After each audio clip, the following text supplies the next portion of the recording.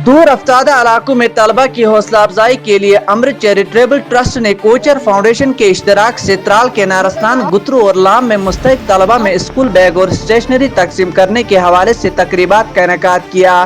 तकरीबात के दौरान मुतअद्दिद तलबा को इनकी मेहनत और कामयाबी के एतराफ़ में स्कूल बैग और स्टेशनरी पेश किए गए।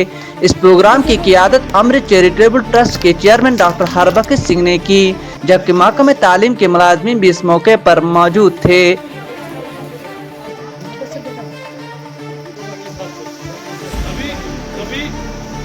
ठीक है।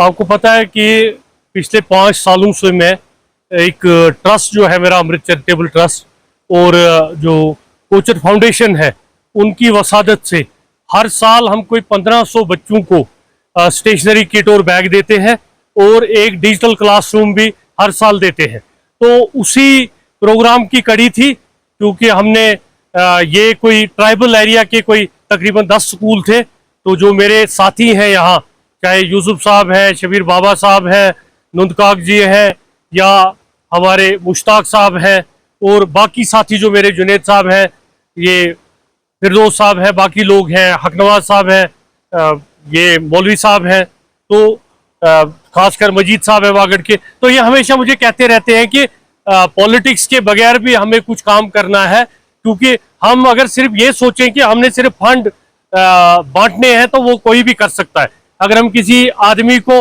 अनपढ़ आदमी को भी कहीं खड़ा कर दें, हमारे 5 सरपंच साहिबान थे, डीडीसी बीडीसी थे, हमारे फंड थे, हम कहीं भी वो खर्च कर सकते हैं, या हमारे एमएलए साहब भी कर रहा है।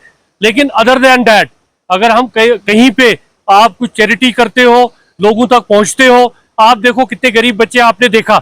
आपने ही मुझे, कई बच्चे जो लिस्ट में नहीं थे, आपने भी मुझे बोला कि नहीं ये डिजर्व करते हैं, ये चेहरे से ही डिजर्व करते हैं, तो उनको भी दिया जाए। मेरी कोशिश रहेगी, 100% तो हम नहीं कर सकते, त्राल में हजारों बच्चे पढ़ते हैं, लेकिन 1500 का टारगेट रखा है और आने वाले वक्त में इस टारगेट को बढ़ाएंगे।